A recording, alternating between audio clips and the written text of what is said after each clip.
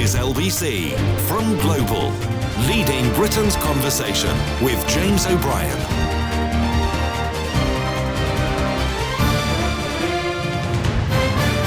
Good morning. It is 3 minutes after 10 and you are listening to James O'Brien on LBC. I suppose we should start with a silver lining. It is thanks to the chunder and fighting and sundry other scandals and misbehaviours that unfolded at Downing Street. Downing Street itself, while the rest of us were, of course, doing our best to obey the rules that were made in.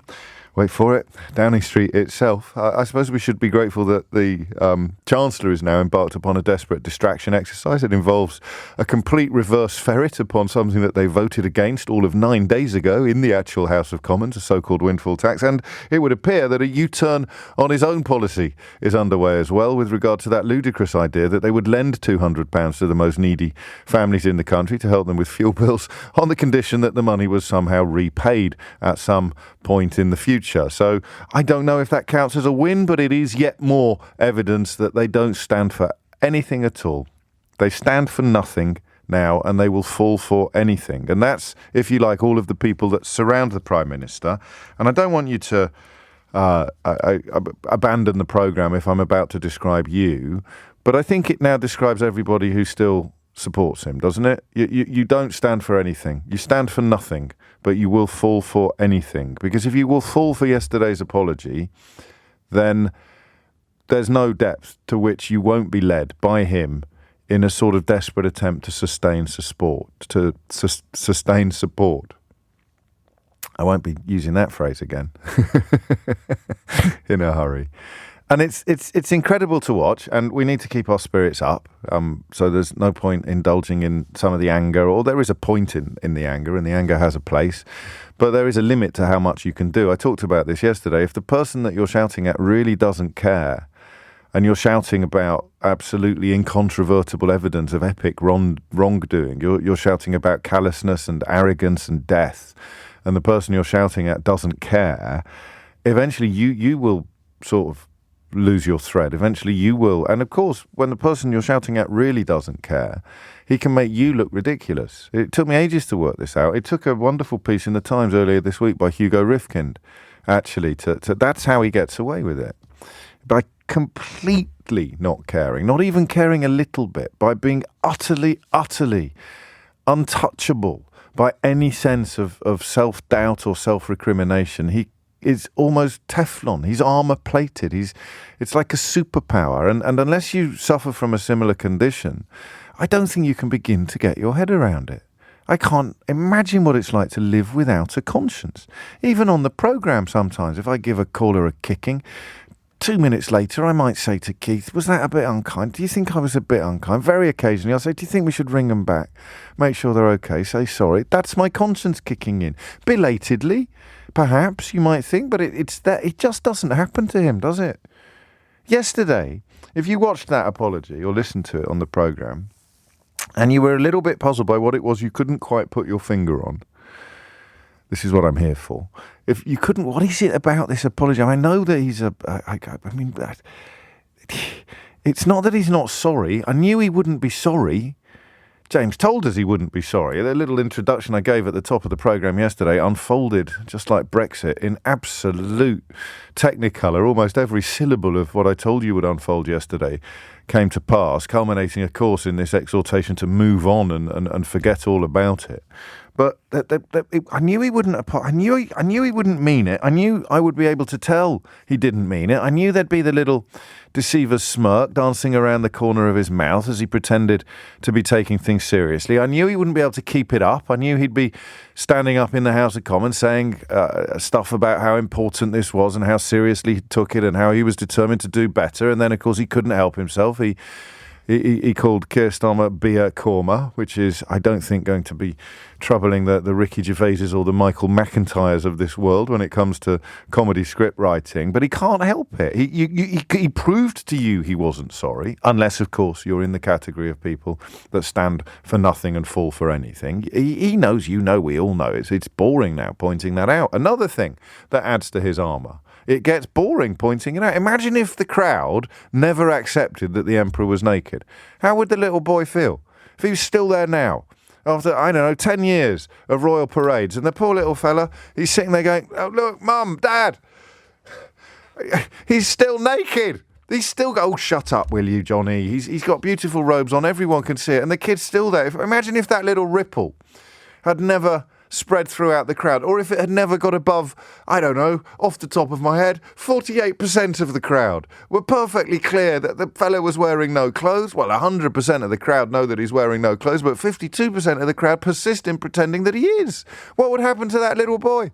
That's part of Johnson's power, isn't it? That's part of his armour, in that if you really don't care about what you do, or what it means, or how it affects other people, then all of the criticisms in the world, all of the condemnations will be as water off a duck's back. And those of us issuing the criticism and the condemnations, eventually we become hoarse and lose our voices. The poor little fella in the crowd pointing at the naked emperor has lost his voice, you might think. So there's not much point talking about him today. You know what he is. He knows that you know what he is, and the people who stand for nothing and fall for anything, they also know what he is, but they get some weird psychological paper. Oh, I forgot to tell you, the bit that was troubling you, the bit you couldn't quite put your finger on, what is it about? I knew he wouldn't mean it. I knew he'd apologise. I knew he'd go through the motions. I knew, but what was, and it occurred to me, listening to it as you were, it's this. This is the amazing bit. This is the bit that feels like the impregnable part of his personality, the bit that even the most expensive therapy and psychoanalysis or political journalism or biographers, the bit you'll never quite be able to get your head around is this. He thinks he's the victim.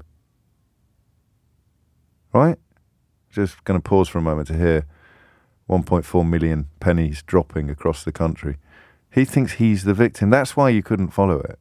That's why yesterday, as you listened to it, even though you knew that he would do his faux remorse, he'd do his fake apology, he'd go through the motions of pretending he was taking it seriously and pretending that this was important and lessons had been learned, and he was shocked and sick, just like he was furious and sickened about the stuff he already knew about and pretended that he didn't. He's shocked and horrified by what's occurred.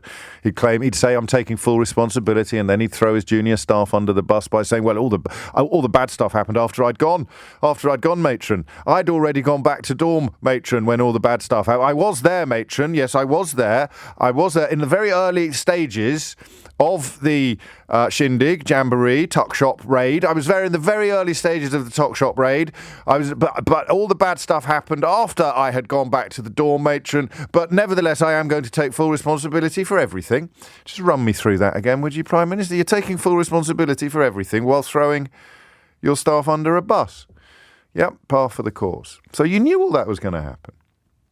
The faux apology, the fake sincerity, the nonsensical posturing, the little deceiver's smirk in the corner of his mouth, the claim that he was taking responsibility when the events that are unfolding before us prove that he was doing nothing of the sort. You know all of that. And the call, of course, ultimately to move on. We must wait for Sue Gray's report before we can talk about it.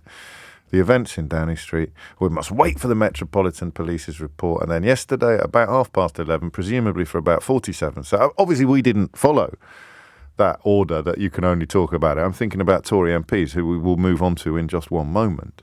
All the Tory MPs say, you can't talk about it until the report is published. You can't talk about it until the report is published. You can't talk about it until the report is published. The report is published. It's time to move on. It's time to move on. It's time to move on.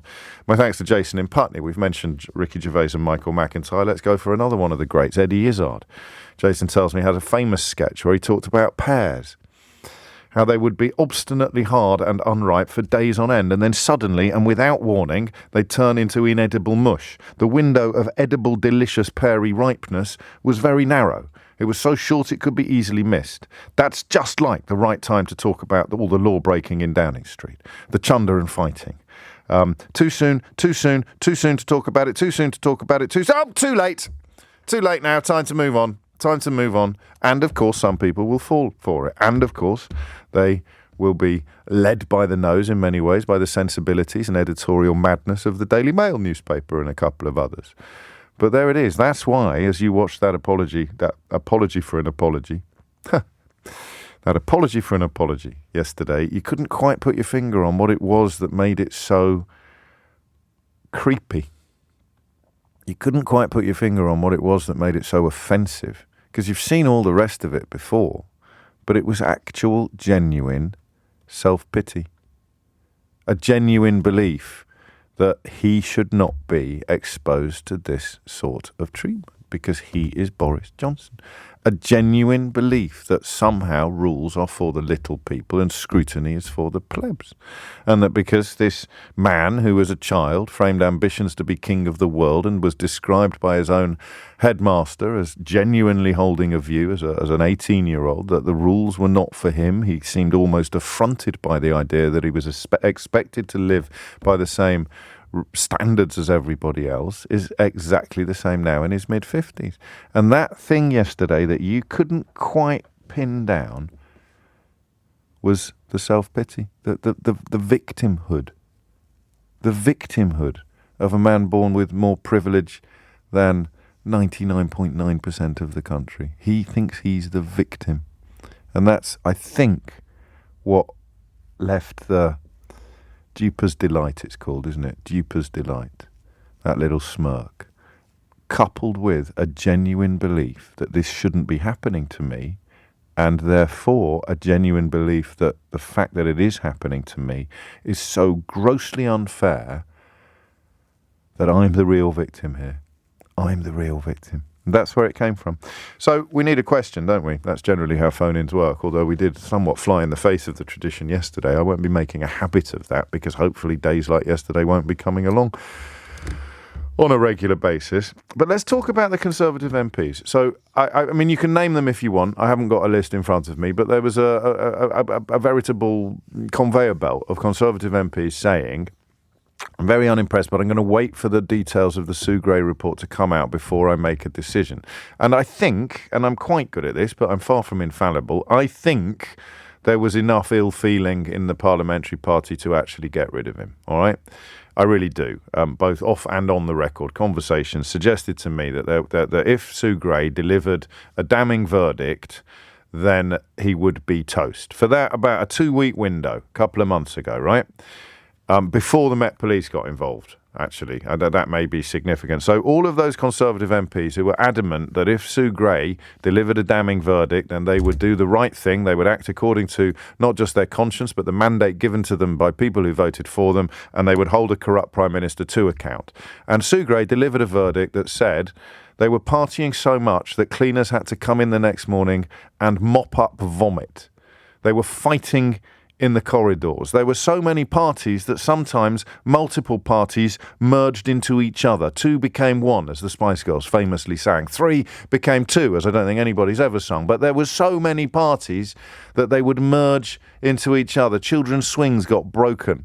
Cleaners and security guards were abused in the roundest, most Bullingdon club of fashions, and tens of people, 126 fines were issued to people who were supposed to be making the laws that they were actually breaking. So the verdict is that, I mean, listen, you can by all means read the Daily Express or the Daily Mail and pretend that it isn't, but I hold you in much higher regard than they do. I don't think you're stupid, and I don't think you can be manipulated into punching yourself in the face while pretending that it's your favourite new hobby. The verdict could hardly be more damning. Chunder and fighting in Downing Street itself. So talk to me today about the Conservative MPs.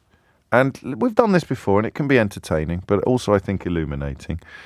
The Conservative MPs who were adamant that when Sue Gray was published, when Sue Gray's report was complete, they would do the right thing, because they seem to me to have bottled it, as we thought they would. The longer it went on, as I explained to you, it's always his modus operandi, but postpone, prevaricate, obfuscate, and by the time you actually have to pick the can up that you've kicked down the road 3 dozen times, by the time you actually have to pick it up, it's not fatal anymore. It's not lethal anymore. It's not even dangerous anymore. It's worked throughout his personal, political and professional lives, and it's worked again now. I think. I could be wrong.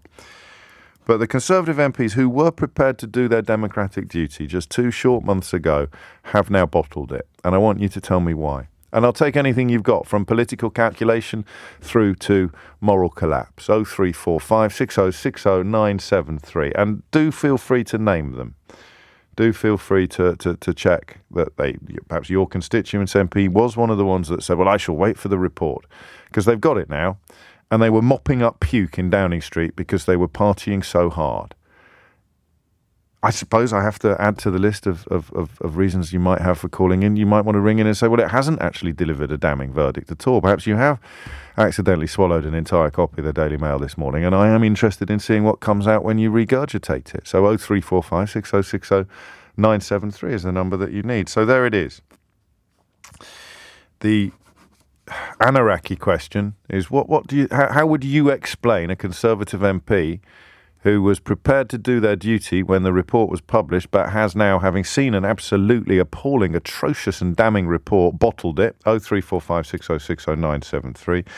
And then, how has this changed you? Well, I'll do that after the interlude. I just want to know how it's affected your approach to politics. In fact, you don't need a complicated version of that question. How has this whole business affected your approach to politics? Obviously, if it hasn't affected it at all, don't ring me, because that's just not very interesting. I love you like a brother or a sister or a cousin or whatever it may be, but it's not good radio. If it has affected your approach to politics, I'd like to hear about how and why. It's 10:20. LBing Britain's Conversation, LBC, with James O'Brien. 22 minutes after 10, and I think we can add the name John Barron to the roll of honour, and I use the word honour advisedly. He's just released a statement saying, having always said I would consider all the available evidence before deciding, I'm afraid the Prime Minister no longer enjoys my support. I can no longer give him the benefit of the doubt. And there, I don't know what time exactly that came out, but goodness me.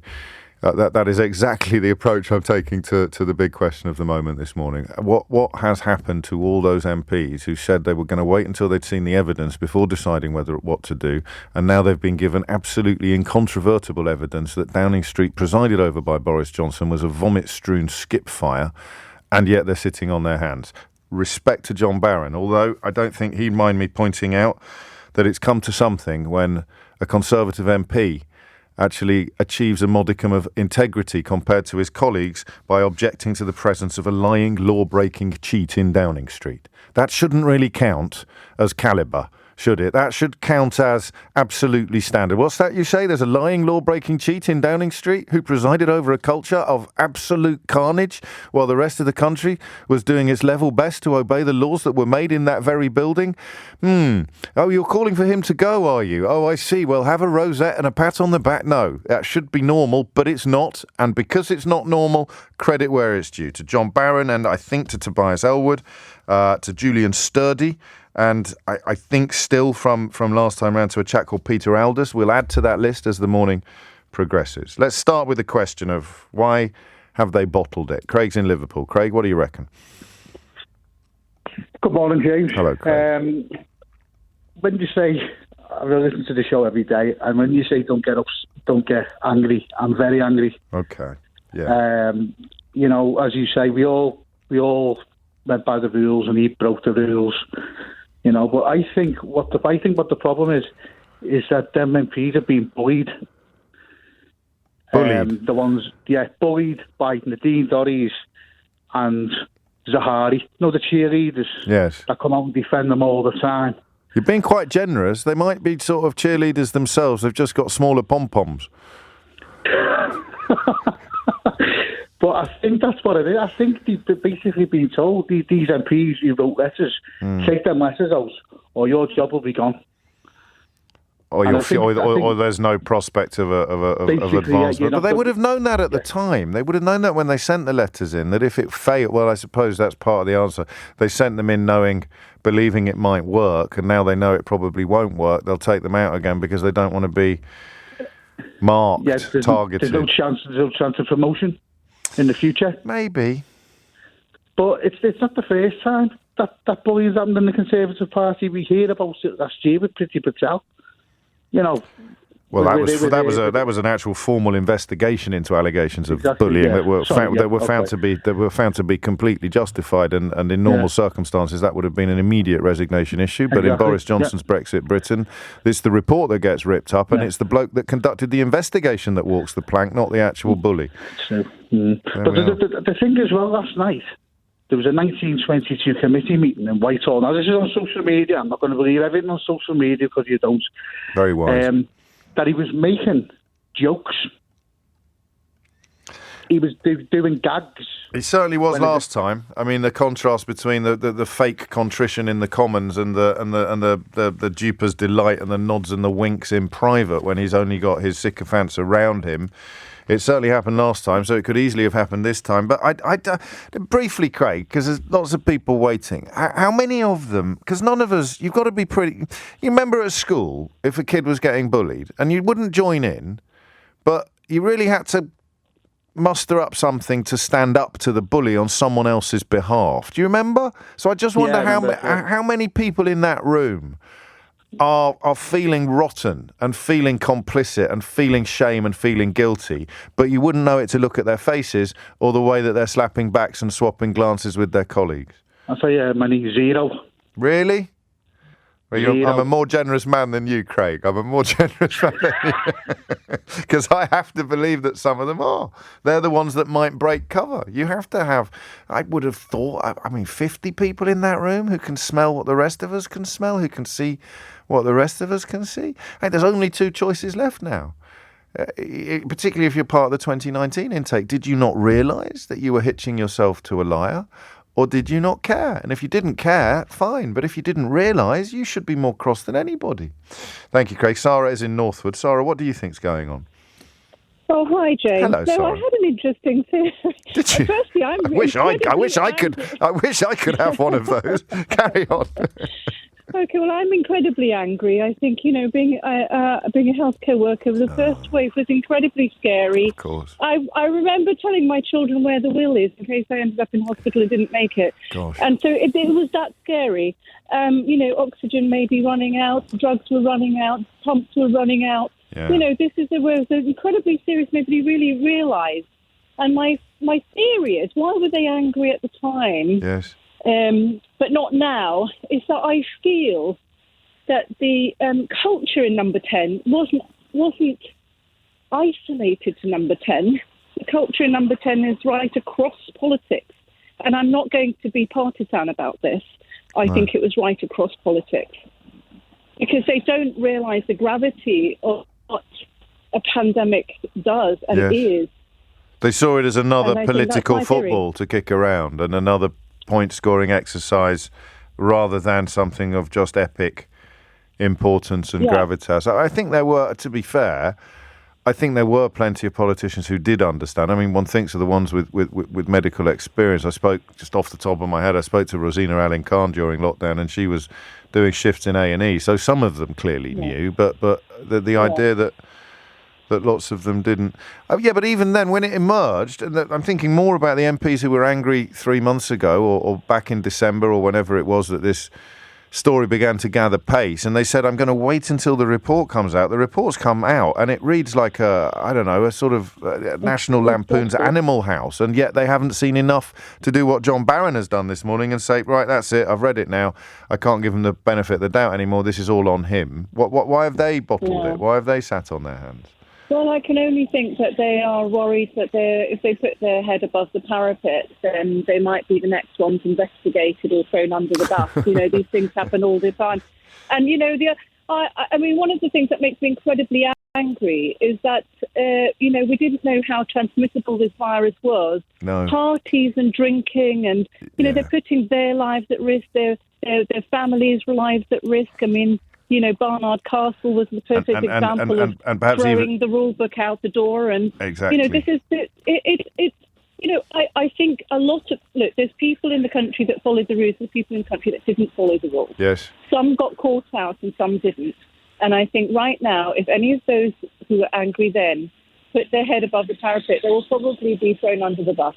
That could be part of it. You only need to look at what happened to the likes of Philip Hammond and David Gauke and the rest of them in 2019 to see what happens when an authoritarian hard-right leader decides to start culling his own party. And just briefly, Sarah, as a healthcare worker, presumably you completely respect that the reason why they had to have these parties is because they were all working so hard, whereas you were essentially on a holiday during the... Actually, I think you do not need a party whilst working hard. You probably need to relax and get enough sleep. and possibly need. not drink massive amounts of alcohol as well. But I don't know. Maybe we live in the wrong universe. There's one article in the Telegraph today by a chap I used to know, and I've always liked about how this is a great reminder of how important it is to drink at work. And I've said it before and I'll say it again. The comment pages of the Daily Telegraph are currently commissioning more comedy than Netflix, the BBC, ITV and Channel 4 combined. 10:31 is the time. You're listening to James O'Brien on LBC. Holly Harris. 10:34 is the time. You're listening to James O'Brien on LBC. I think you might hear the name Emmanuel Gomez a little more in the course of today. He continued working as a 0 hours contract cleaner at the Ministry of Justice in Whitehall.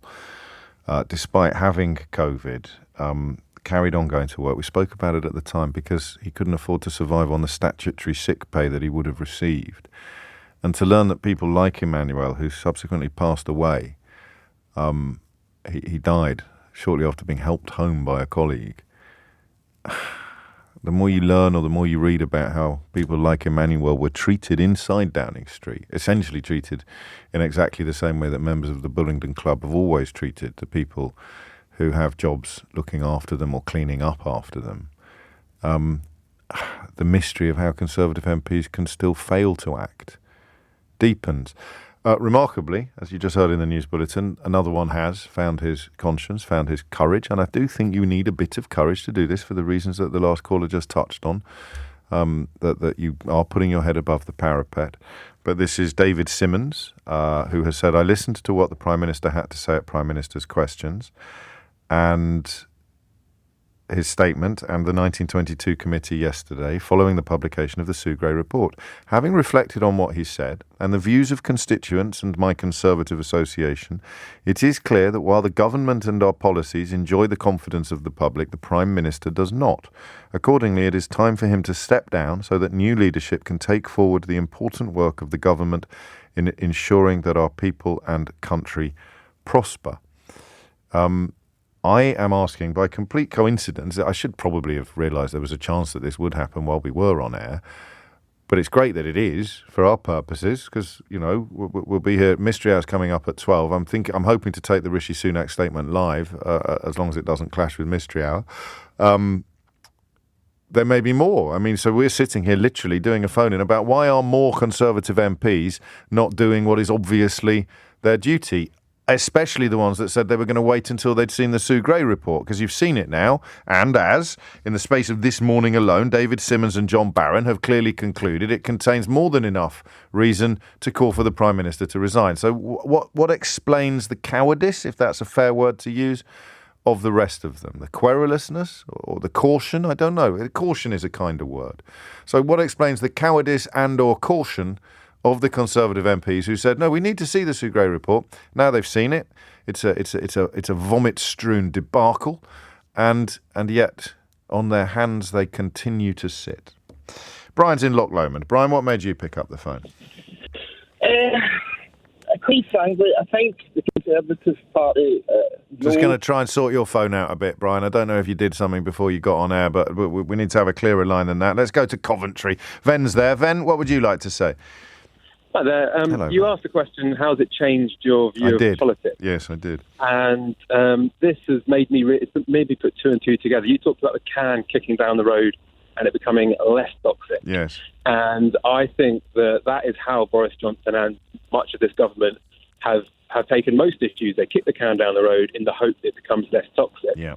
But as we saw with, for example, the pandemic, locking down maybe a bit late, yes. was kicking the can down the road, and it actually blowing up in their faces, in our faces actually, in quite a big way. Yes. And I can see similarities between that and other much more important big issues, things like how we deal with Russia, things like how we deal with climate change. Yes. All of those things. And you saying that has made me realise that this government is just so out of their depth with making these big, important decisions that are going to be He won't over the coming act years. until he has to. It's government Exactly. by reaction. It's never, ever proactive. He will never do anything unless he absolutely has to. In his defence, I think the sending of arms, he was the fourth Conservative MP, begged, Conservative Prime Minister, I think, begged, or the fourth Prime Minister, two of whom would have been Conservatives, begged for arms by Ukraine, and he was the one that did give them 4 years after America, but he's still doing a lap of honour about that. So I think that he did that without having to. So that would be one example in foreign policy, not domestic policy, of him doing the right thing before he was compelled to do the right thing. But otherwise, he just doesn't act until he absolutely has no choice, and that is unimaginable. Imagine then if he'd taken the same approach to Cobra meetings that he took to parties, and he'd taken the same approach to parties that he took to Cobra meetings. He wouldn't be in trouble. There'd have been no Sue Gray report. 5 meetings would have been attended, and thousands of people quite possibly would still be alive. Yeah, absolutely. The mind boggles. I like that idea, that penny drop moment of just thinking that can't be good. You see what he's done with Sue Gray, kick, and then when finally the can is picked up, it is hopefully less toxic than it was before, but in other areas the can gets worse and worse and worse. And the longer you postpone it, the bigger the crisis is that you eventually have to address vis-a-vis COVID. And listen, we get people like me bend over backwards to look for good points. So you make the point about Ukraine, but he put the son of that Lebedev Senior, the actual former KGB agent, who Boris Johnson went to see on the night of the election victory, he's actually now been sanctioned in Canada. I don't know whether you've read this in your Daily Mail. He's been sanctioned in Canada, and his son sits in the House of Lords, despite warnings from the security services about national security issues that Boris Johnson refuses to share with you. So, he gave he sent weapons to Ukraine 4 years after America, but he, it's fair to say, has not exactly been a sworn enemy of Vladimir Putin during the last few years, not least on that occasion when he put a former KGB agent's son in the House of Actual Lords, a man who frequently and lavishly entertained Boris Johnson in his Italian palazzo. Matt's in Bournemouth. Matt, what would you like to say? Oh, hi, James. Hello. First-time caller. Please go easy. Of course, it's a day of conversation, not confrontation today, Matthew. Oh, thank you very much. I reckon a lot of this will be each individual MP looking at their own seat and thinking, I have to distance myself from Boris Johnson to be able to compete in the next couple of years. Self-interest then on the part of the ones that are doing the right thing, but the massive majority of them are doing the wrong thing. So they're just making different calculations. They're just thinking he's still, because in the absence of a king across the water, Rishi Sunak's essentially been cut off at the knees since those MPs were saying, I will act if the Sue Gray report is damning. It is damning, but there's no obvious candidate to replace him, so they're worried about their electoral prospects from the other end of the telescope. They think that he's still their best chance of winning, whereas the ones that are doing the right thing have decided that he's not. Some of them, I'm sure, will have decided that he's not, but at the same time, just by distancing themselves from him, they can gain some praise. I mean, look at Tobias Ellwood yesterday.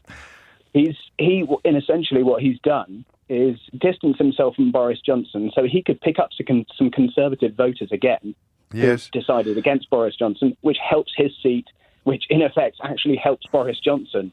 But all he's done is distance himself from the leadership. Let's see what you mean. So the likelihood of that constituency returning a Conservative is increased because you'll get the vote that you weigh because it's got Conservative on it, and then you'll get the waverers who are reassured that Tobias Ellwood shares their opinion of Boris Johnson. And, of course, at the 2019 election, an awful lot of people voted the other way, despite enormous misgivings about the leader, rather than voting Conservative. I'm going to just ever so slightly discipline you, for want of a better word, in that I watched that speech. I do think he's doing it almost without calculation. I think he's doing it in a Rory Stewart kind of way. He's just looking at something disgusting, and he is compelled to describe it as disgusting. Yeah. I think in his case, in particular, we can all see it is disgusting, but at the same time, there will be a calculation within the Conservative Party. There will be a calculation. Of course, there will. But I think in his specific case, he's done it for so long and he's done it so passionately. And he pointed out himself yesterday. He said, "I'm getting heckled by my own people." And that can't be much fun, I remember, who was it that crossed the floor? Nick, it'll come to me. And I remember there was a plaintive voice in the background when a Conservative crossed the floor in the last Parliament, and it was, oh, come on, Nick. And it was, they're mates. They go to the same dinner parties. Their wives are friends. And he's getting heckled by his own side. So I know you weren't using the word cynical or indeed accusing them of cynicism, but I do think some of them are doing it because their consciences demand it. And it's the absence of conscience, of course, or the ignoring of the conscience by all of the rest of them that is intriguing us today. Thank you, Matt. A sparkling debut. I look forward to your next call to the programme. It's coming up to 10:45. Speaking of Rory Stewart, a text comes in quickly saying he was absolutely phenomenal on GMB this morning. I think he's a very impressive politician. I'm not a footballification merchant, so if I admire someone, it's always in full knowledge that they will be fallible and that they have flaws. The idea that someone is beyond reproach, beyond criticism, is what led precisely to that Hobson's choice of a general election in 2019, where you had two cult leaders who almost everybody else who wasn't a member of a cult could see were supremely unqualified for the highest office in the land. So I'm sure that Rory Stewart, for all his qualities, has got things that may well prevent him from being the kind of politician that many of his admirers think he is. Although I have to say, I haven't seen them yet personally. It's coming out to 10:45. You're listening to James O'Brien on LBC. The question is, as the list of Conservative MPs listening to their consciences and obeying or adhering to the promise they made months ago when they said, after Sue Gray has published, I'll decide whether or not to withdraw my support for the Prime Minister. Well, she's published. It was appalling. There was vomit in the corridors. There were cleaners being treated abominably. There were so many parties unfolding that they would on occasions merge together. A party downstairs and a party upstairs would turn into a joint party in the garden. Boris Johnson was at loads of them. He then responded by claiming he was taking full responsibility, but threw his junior colleagues under a bus by saying, well, no, I was there, matron, but by the time the tuck shop raid actually got underway and under full steam, I was back in the door, matron. Honestly, matron, please don't punish me, matron. Please don't hairbrush me, matron. And, of course, if you stand for nothing but fall for everything, you'll be buying that line of defence at the moment. But why are the Conservative MPs who Nick Bowles, former MP for Grantham, thank you very much, Quentin, why would the MPs who had enough courage to say, I might do the right thing when I've seen the evidence, I will do the right thing when I've seen the evidence, now they've seen the evidence, why aren't they doing the right thing? I can tell you who is. Julian Sturdy, John Barron and David Simmons. Since yesterday, since it was published, some people, of course, were already on the side of righteousness, including, I think, Tobias Ellwood and Peter Aldous. There are others. Remind me who they are if you want, with a quick text to 84850. 10:46 is the time. Tonight, with Andrew Marr from 6 p.m, only on LBC. Tobias Ellwood, you stood up and you said what you thought to the Prime Minister. Very few of your colleagues have done the same. Do you ever look at your party and think, if this carries on for much longer, it is going to go in different directions? Many colleagues have been waiting for this Sue Gray report to land, to be able to make a judgment on it. And I'm afraid there's a drift. Those MPs that aren't saying anything will have to defend this in public. We end up taking ourselves to a general election which we'll probably lose. Tonight, with Andrew Marr from 6 p.m. Listen on your radio and on Global Player. Leading Britain's Conversation. LBC with James O'Brien. 10:50 is the time. Mark Harper, Forest of Dean MP, has been consistently critical of Johnson, James. He's my MP. I disagree with him on almost every policy issue, but I have to give credit where credit is due. That's from Colin Mack. So if you're listening, Mark, I don't know that you've necessarily got a vote there, but you've got a fan of sorts, or an admirer, or an acknowledger of integrity. I mean, how can you look at the contents of the Sue Gray report and not call for the Prime Minister to resign? Self-interest, I mean, we should have made a list of answers as well as a list of MPs who are doing the right thing. Self-interest, of course. You don't need me to name the members of the Cabinet that would struggle to get arrested under any other leader, never mind promoted into the actual Cabinet or, I don't know, the Home Office. I mean, these are people who... we've all worked with people like that, haven't we? People who get promoted sort of way, way, way beyond their capabilities. And of course, it often depends upon how sycophantic they are to a rubbish boss. If you're unlucky enough to have a really rubbish boss, then some of your least talented colleagues will rise through the ranks at a rate of knots because, well, it's Gareth and David Brent, isn't it? It's Gareth doing well under David Brent. Johnson is Brent. And I don't know which one you want to pick. Priti Patel, Dominic Raab, Nadine Dorries, they're all little Gareths, aren't they? Well, who's the Tim? There's no Tim really in the cabinet, is there? Anyway, if you don't watch The Office, that was a slightly wasted 90 seconds of your life, for which I apologise. So I've got Julian Sturdy, Mark Harper, David Simmons, John Barron, Peter Elders, Tobias Elwood. There are more. I don't know who's still on the list from last time, but or who isn't still on the list from last time, but it's fairly easy to work out some of the ones that are. 10:52 is the time. Alex is in Acton. Alex, what made you pick up the phone? Well, I just think that there's a bit of scapegoating going on, because the reality is that the politicians are reflecting the British public. We've already voted for this guy twice, knowing that he's a scurrilous liar with no integrity. Brexit followed by a huge majority. Yeah, no, obviously I'm not going to argue with your arithmetic, but I mean, I speak to these people quite a lot, not as much as I used to, admittedly, but they were pretty adamant that he wasn't a scurrilous liar with no integrity. They were pretty adamant that he was, messianic in his appeal.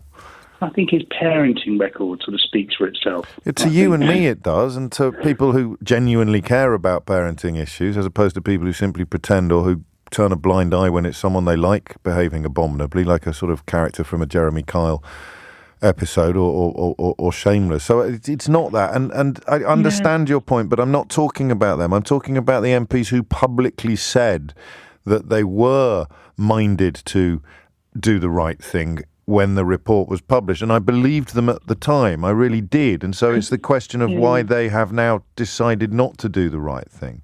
I think at the time they thought that this might finally bring the Boris bandwagon to an end. Yes. And over the course of the last few months, they've realised that it probably won't. Yeah, that's at the end of the day, do we need the CEO to be the high priest? When you look at it, it's a choice of options. I've been forced to vote for Boris, even though I can't stand him on a moral, personal level, because of a paucity of options. I think there was a caller on Nick's show earlier describing Keir as a woke thunderbird, and I thought it was a really rather apt description. Well, you know what I do if someone uses that word? I ask them what they mean by woke, and the weird thing is they never know. But I can see why that might have been your calculation. Go on. It looks highly likely he's played it in a way that he's going to carry the can and lose his job because of rule indiscretions, while his main opponent won't. That is the prioritisation of principle over ambition. I mean, that's precisely what you're supposed to want in a political leader. I know. I couldn't agree more. And don't get me wrong. I'm a Lib Dem refugee. Well, you just called him a woke thunderbird, and what he's what. The caller. But you said you liked the description, and what he has done is say, do you know what? It's time somebody actually made a stand and said, I'm going to put the principles and the integrity of being a politician above personal ambition and personal reward. I don't know what more a man could do to earn respect from an electorate rather than the kind of abuse you've just regurgitated. Well, he's totally failed to engage the British public. I think that's not what we're talking about, though. That's not what we're talking about. That's not what we're talking about. We're talking about his decision, which I imagine was a very difficult one to take, to actually give the people evidence that not all politicians are the same. If it hasn't landed with you, Alex, with respect, it's because you don't care as much about integrity as you think you do. Well, that's a bit harsh. I'm just talking about... give me a better explanation then for why... No, give me a better explanation for why you're regurgitating schoolboy insults over a man who has actually done what you came on this programme to tell me that you think political leaders should do. Is it? Because he hasn't been able to engage anybody with policy. So you're just repeating yourself again now. You're repeating yourself again now. We're specifically talking about his promise to resign if he's found to have broken the law. The polar opposite conduct of what Boris Johnson has done, the man you called a scurrilous liar with no integrity. So Keir Starmer has demonstrated integrity. He has failings and flaws galore. But if he's demonstrated precisely the integrity you're criticising Boris Johnson for not having, how can you be regurgitating schoolboy insults about him instead of pointing to him and saying there's an example of how it can be done? Well, no, because I think the politicians, and in the same way the media, reflect the public. They don't necessarily lead nor create public opinion. They reflect where it is. And I think we showed our hand at the last election. When we handed a man... OK, I take your point on the... It's not a question of taking my point or the tone. Keir Starmer has done precisely what you seemed to want a political leader to do when you came on and called Boris Johnson a scurrilous liar with no integrity. I want a leader. I don't actually personally think that's that important. I want him to be a CEO that runs the operation. And you think people have arrived at the conclusion that Keir Starmer is a woke thunderbird without the ministrations of ludicrously sycophantic cap-doffing client journalists, Alex? including you, mate. So don't patronise everybody else for being led by the nose by the media when you just give... Of course you are. Calling him a woke Thunderbird. Absolutely pathetic. The man has done what Boris Johnson could never do in a million years. He stood up and said, all right, if I'm guilty, I will go. And Boris Johnson can't do that because he can never take responsibility for anything he's ever done in his life. So, listen, you probably feel a little bit brutalised. Good, because you have proved yourself to be precisely in the constituency that you were criticising other people for being in all along, as if somehow it is merely a reflection of public feeling. Public feeling is created and manipulated by client journalists who are responsible for people describing the man who said he's going to do the right thing, and we probably agree about his success in engaging the country on policy platforms and charisma or whatever you want to call it, but he has done the right thing on this. He's done the right thing. And to think that somehow makes him the wrongin or the, what was it, the woke Thunderbird? Come on, man, you're better than that. Chris is in Folkestone. Chris, what would you like to say? Morning, James. Hello, Chris. Yeah, that was a very interesting exchange. It's the people that think they're cleverer than everybody else when in fact they're just as manipulated that sometimes occasionally make me grateful that I had my shreddies this morning. Yeah, absolutely, and 3 Weetabix probably as well. The point I was really picking up on your previous link before the break. That I think we have kind of got to where we're going to get with Tory MPs suddenly gaining a conscience. I mean, well, hang on, because I don't know when you rang in, but it's gone up by 2 since we've been on air this morning. Yeah. No, I'm aware that it has gone up. Were these people on the original list of people who said, depending on what Sue Gray says... I presume so. I presume they had to be, because they're literally saying, now I've seen what she said, he's got to go. Okay, all right, but I don't, disappointingly, I don't think there's going to be a large body of Conservative MPs suddenly going, yes, he's a terrible, terrible chap and he must go. They're Tories, for God's sake. These people have no conscience. They are venal. Come on. Because they said, they meant it at the time. I hate it when this happens and I get boxed into the corner. At least I've just done a spirited defence of Keir Starmer. Now I've got to defend Conservative MPs. The ones that said, I hope you're laughing with me, not at me, Chris. Absolutely. I just quoted one of my old school reports. Right, so they said at the time, when they said at the time they were waiting for the report, I think they meant it. I think the cynical analysis would be they thought that the dam would break then, and now they don't think it would, so they're taking their own letters back, or they're not doing the right thing. But I don't think they're as awful. They're not all nowhere near as awful as you described. Not all of them. Not by a long chalk. Well, they've managed to sort of keep the momentum flowing with this complete and utter shambolic government that we've been saddled with for seemingly forever. I mean, you described the 2019 election as having 2 cult leaders. I think you may have mispronounced the word cult. Yeah, well, yes, careful. However, anyway, that's a side issue. The point being is that this has been going on for a very long time, and UK PLC or Britain or however you want, Little England or however you want to describe it, has been sliding ever further into this morass of chaotic, non-governmental, getting bogged down. That's the weirdest thing about the cut and paste thing they were all putting out yesterday, about almost identical messages put out by all the usual suspects, that there's so much bad stuff going on, cost of living in Ukraine most obviously, that it's ridiculous to be talking about removing the Prime Minister. It's a little bit like having a drunk driver and saying, well, hang on a minute, we've got to get to Barnard Castle by tea time. The worst thing we could do now is remove the drunk driver. If you need to get to Barnard Castle by tea time and the bloke in the driving seat of the Charabanc is as drunk as a newt, the very best thing you could do is replace him with somebody sober. So quite where that argument comes from, I'm afraid, well, only they know. This is LBC from Global, leading Britain's conversation with James O'Brien.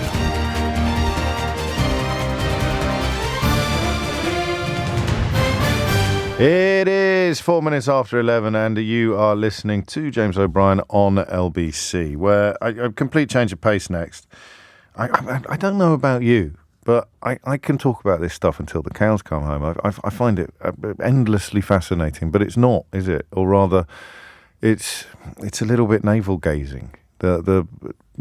Unless there is now an avalanche of Conservative MPs doing the right thing. I'm told that some of the ones in marginal seats actually had an away day yesterday. John Craig of Sky News has tweeted this. I wonder if I've still got a number for him. Wait there, I'll just check my contacts. That some of the ones in marginal seats were sort of kept away from the I can't find one.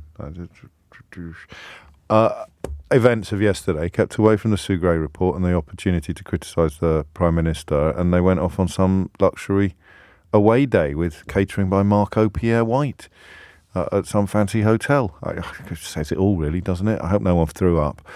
I hope they got all that out of their system during lockdown when the rest of us wouldn't have dreamed of attending any form of social gathering. 5 minutes after 11 is the time. So unless there is an avalanche of MPs adding themselves to the names of David Simmons and John Barron this morning, which I think is probably unlikely, that is.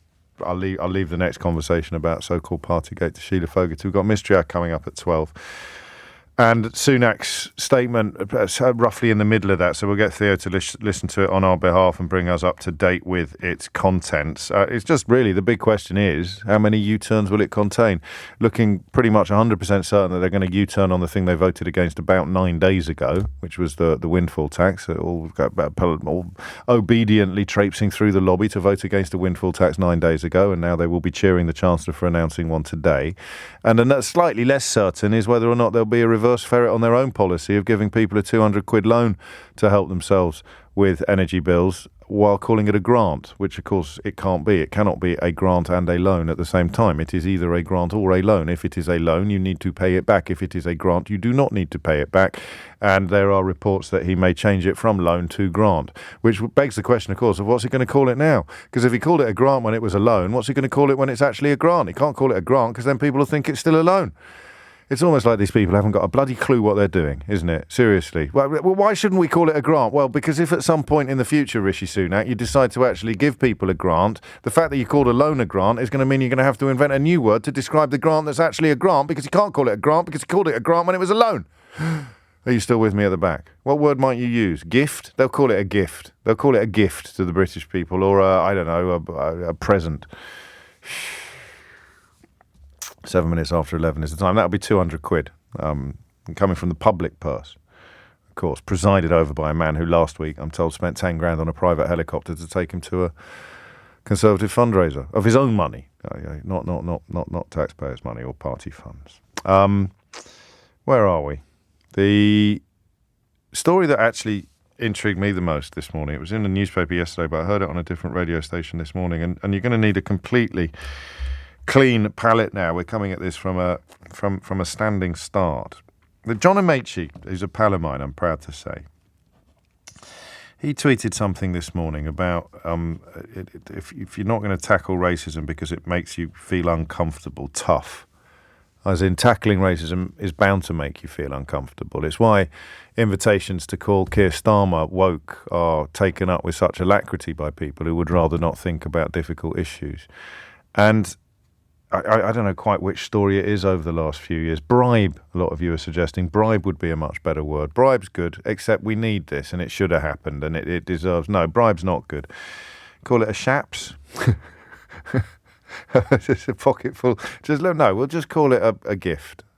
We'll call it a return. Well, a rebate. It's a rebate, isn't it? Because it's taxpayers getting some money, but I don't know. Anyway, we'll see what they call it later in the programme. I think the stories often stop me in my tracks, and I think the day I stop doing this job will be the day when nothing shocks me anymore. I just don't think there'll be much point turning up and going through the motions when I've kind of given up on the fundamental decency of human nature, or I've been so completely gaslit that I've ended up thinking that, unemployed people are all lazy layabouts and single mothers deserve to be pilloried in the latter day stocks, and that people of colour have got nothing to complain about. There's no such thing as racism, and that it was much funnier in the good old days when you could make jokes about homosexual people or start attacking people who work from home or whatever it might be. That's the day I knock it on the head, I think, when I can cease to be shocked by the antics of politicians, people, and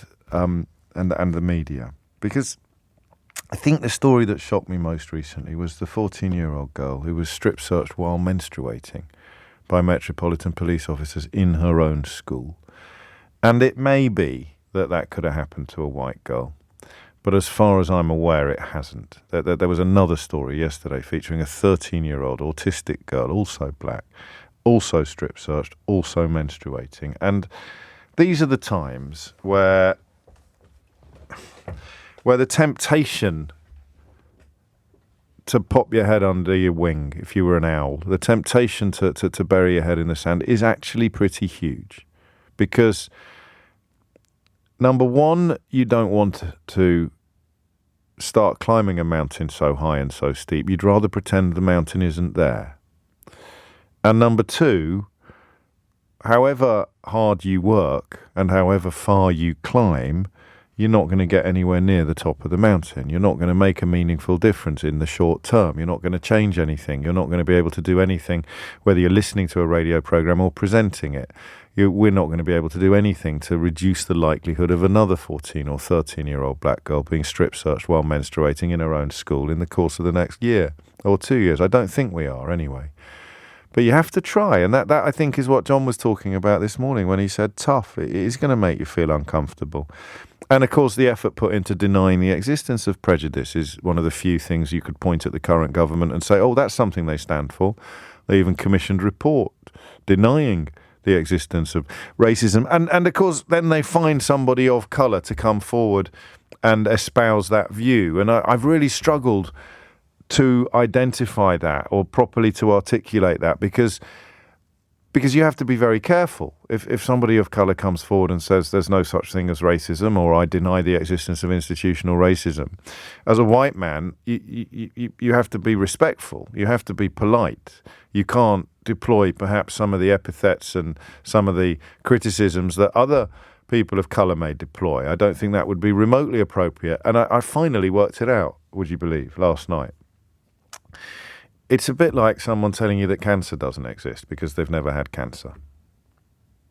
So if you are lucky enough never to have encountered racism in your life, that is just because you are lucky enough never to have encountered racism in your life. It gives you no evidence whatsoever that racism doesn't exist. And in fact, when you are presented with evidence that racism does exist, whether it's the treatment of black people in America by the police, the likelihood of getting shot as a proportion of the population, whether it's the stories like the ones I've just told you about schoolgirls, whether it is the pay gap, which I believe the government have abandoned plans to publish, a pay gap according to ethnicity, all of the evidence of racism existing, the McPherson report into the murder of Stephen Lawrence, the kind of stuff you see in my inbox every morning, the kind of comments that are made whenever Sadiq Khan pokes his head above the parapet, the kind of insults that are reserved for Diane Abbott or David Lammy, reference to their ethnicity, the reaction to footballers taking the knee in this country, and the monkey chants that still ring out from football terraces sometimes. If you're denying that racism exists with all that evidence in front of you, then you are deluded and dangerous.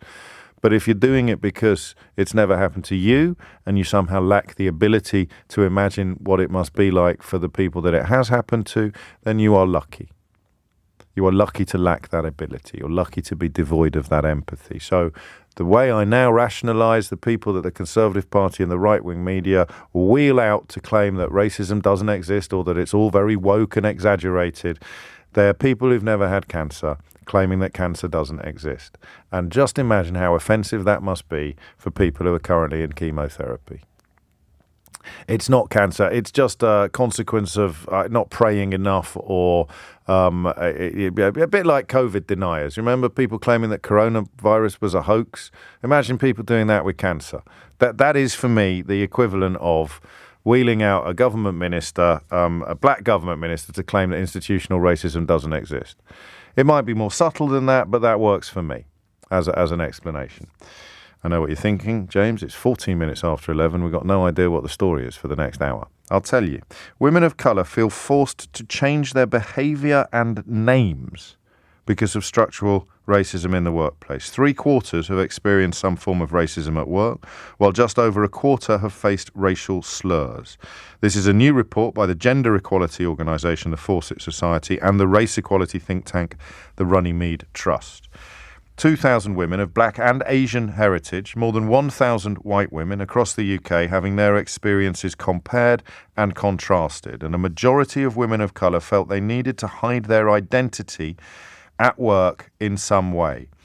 And that would involve more than 60% modifying their language, their hairstyle, their clothes, or their diet in order to fit in. More than half of Muslim and black African women said they changed their clothes they wear at work, while a quarter of those with Indian heritage said they changed their name. And I'm not ashamed or embarrassed necessarily to be completely blindsided by this story. And when you start thinking about it, you can come up with examples, perhaps from your own memory, from your own life. But the whole point about people changing their behaviour and perhaps even diluting their identity in order to fit in is that they're trying to fit in with people like me and possibly with people like you. So we're not going to notice the things that they've done in order to be more like us, are we? We're just not, because they're successful, they're effective. So I need you to tell me. I need you to tell me what that means in your life. And I'm not doing faux ignorance. I can work some of it out, but it's so much more powerful to hear it directly from you. What does it mean to hide your identity in some way? Let's start with that. We may move on to other things, but you know, now you hear these words, that this story is about you. What does it mean? What did it mean in your life?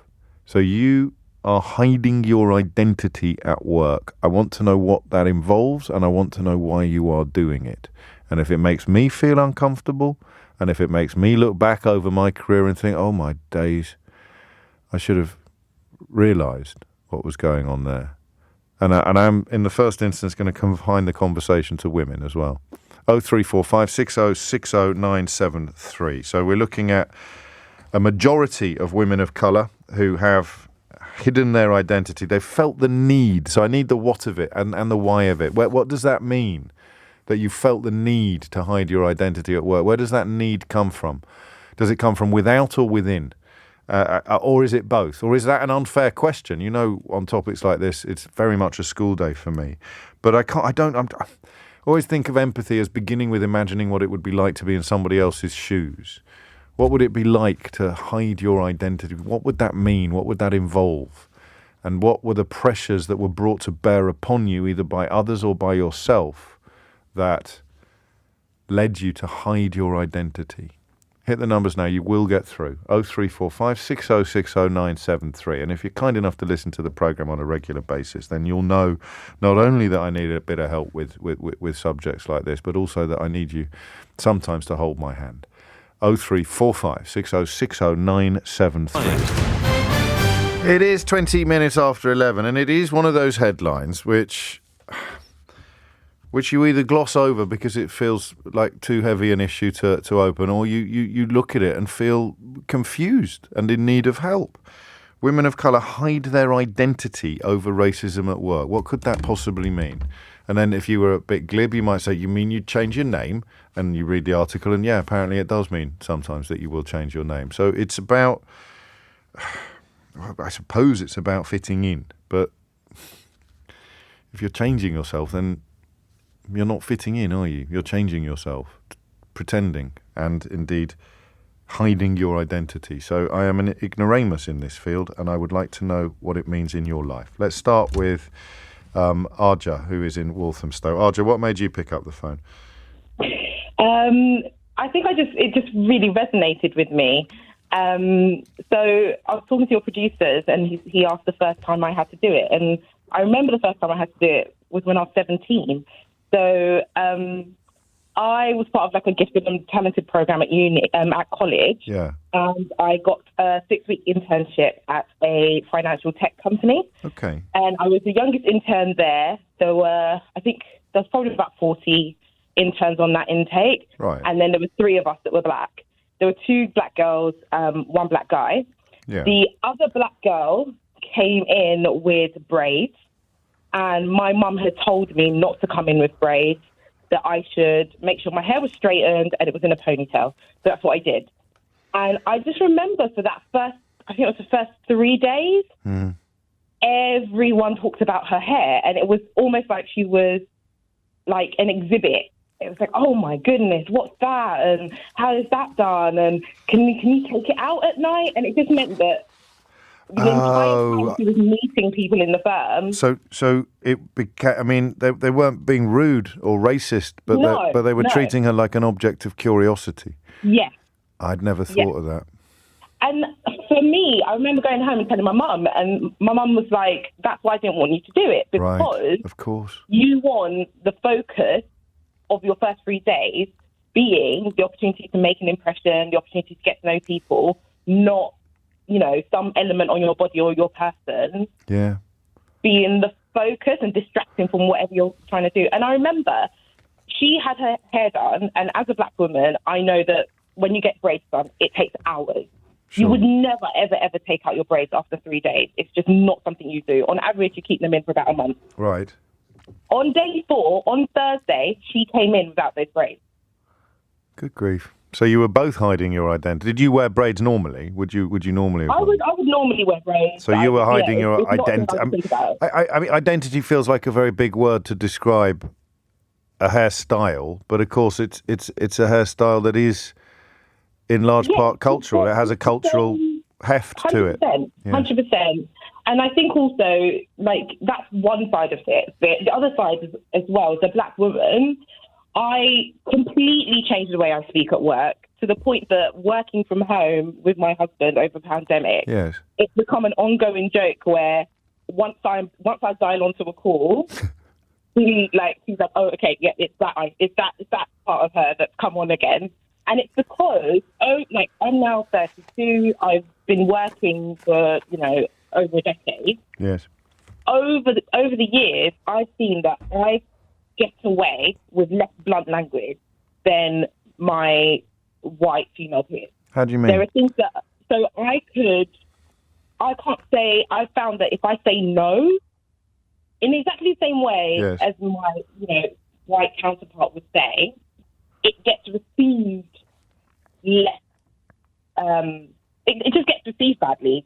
So she might, I've had situations where I've been asked to do something and I don't necessarily agree with that approach on the project, and I communicate that I don't necessarily agree with that approach on the project. Have we tried X, Y, Z? Yes. And I will then, a day or two later, get pulled aside by my manager and say, oh, I think you might need to think about how you come across in meetings. I think you're not.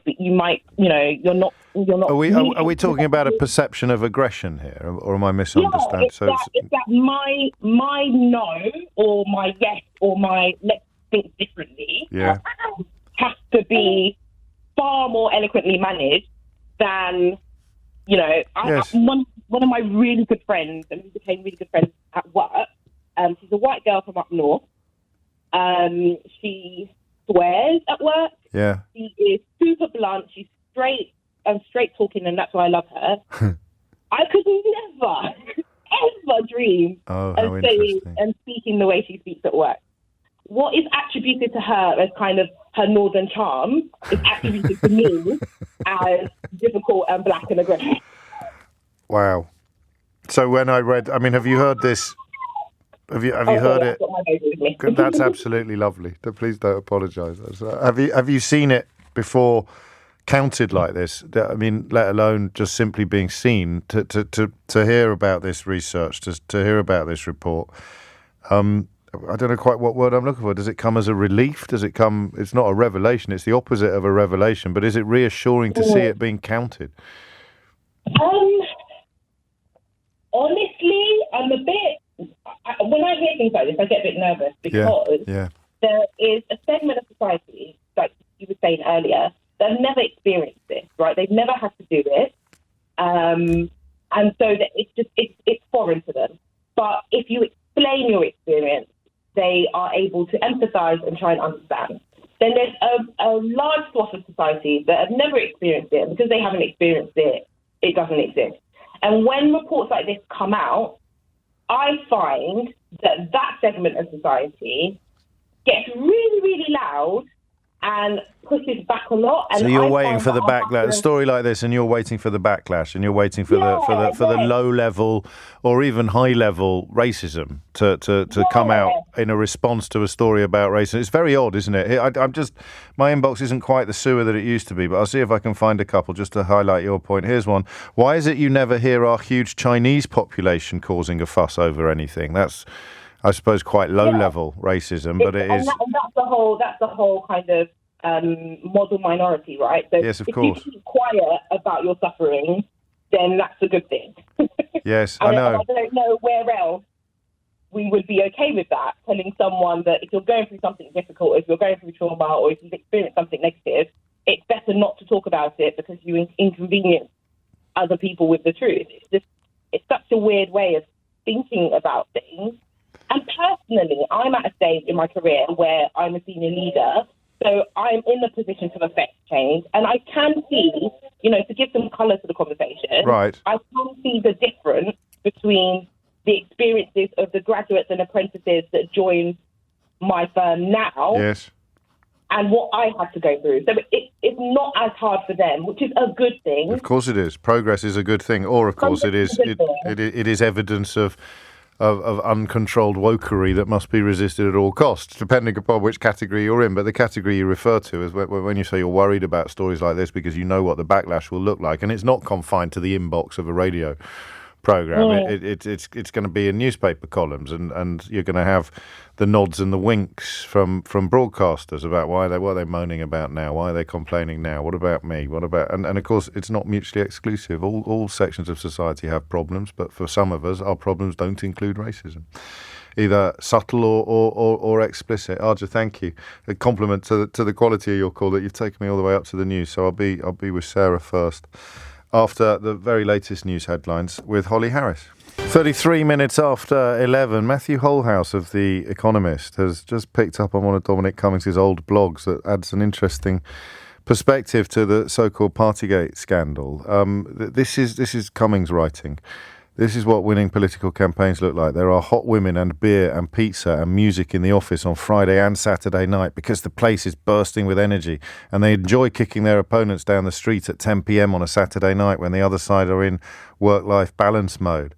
Labour's team know the Prime Minister and Carrie sit ludicrously twitching at Twitter on Saturday night when the papers drop. They should be driving the two of them crazy with rage and panic every Saturday night, thus creating a wave of horrific phone calls across Tory world and constantly ruining everyone's weekends. That line there, though, there are hot women and beer and pizza and music in the office. That's what winning political campaigns look like. So Dominic Cummings, a desperate attempt to rebrand himself and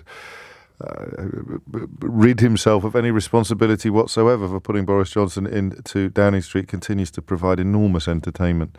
Back to the rather more important question of why so many women in this country feel the need to hide their identity at work. And it's actually the what of it that's interesting to me, and I hope you, people untouched by this, rather than the why of it. The why of it makes sense the more of the what of it you hear. But what would you do? The braid story that Arja just told us, everybody in that office who commented upon her colleague's braids was doing so from what they would have seen as a good place.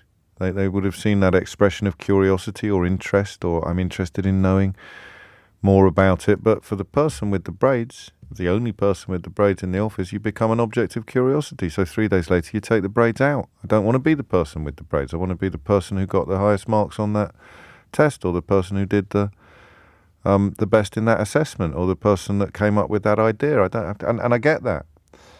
I didn't before. Sarah's in Ealing. Sarah, what would you like to say?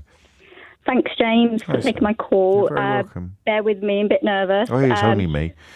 Again, the story really resonates with me. Yes. And I go back to when I was sort of in school, late 80s. I had a really long traditional Indian name. I absolutely hated my name. Nobody could say it. None of the teachers could say it. So, every time we had a supply teacher, I would just sit there anxious, just waiting for the name calling to begin from the other kids. Oh. And it was, looking back, I just realised just how anxious it made me. All the time. And I was convinced that all I had to do was change my name and everything would be fine. But of course, that's not how things work. But, I hit 19, changed my name, 5-letter word. Everyone can say it. It's lovely. Not Sarah, by the way, but work really, really hard through uni, through work, just trying to fit in. I think that's the key. You cut your hair. You try and fit in. You don't want to stand out. But sorry.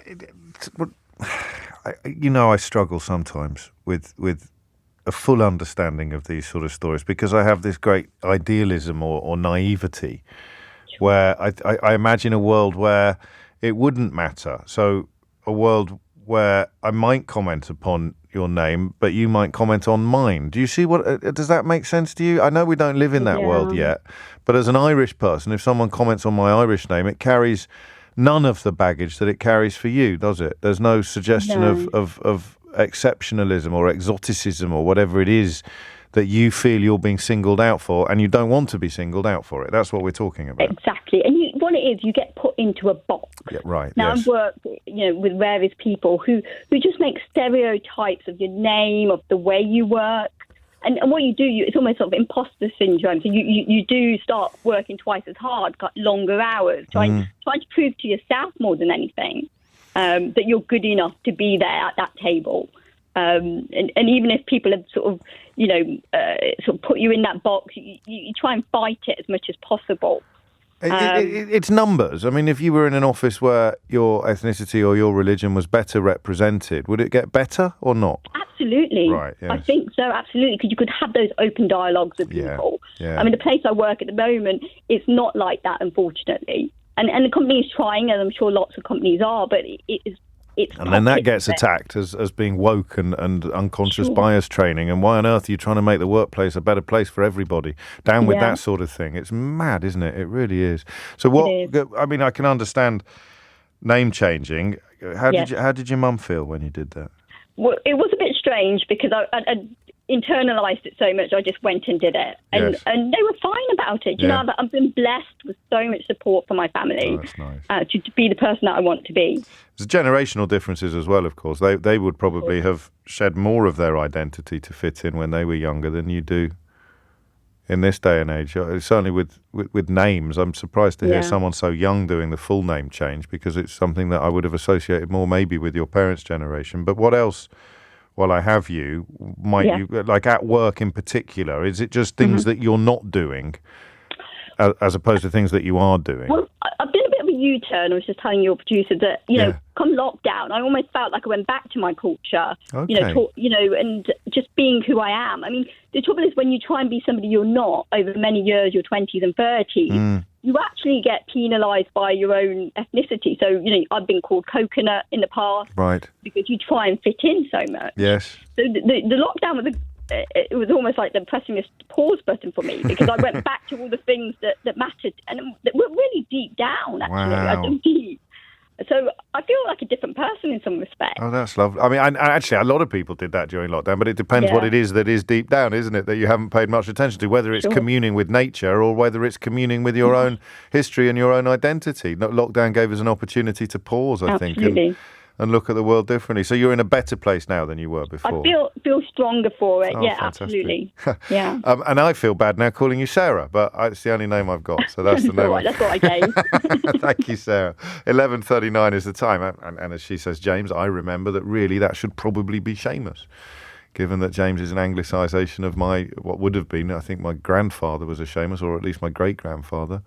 And that there is that is just another example of it, but not one that is close enough to the surface to matter. Whereas if it was my own life, my own generation, my own name that I'd changed in order to, quotes, fit in, end quotes, it would feel different. Did you see the show that Davina and Nikki Campbell do last night?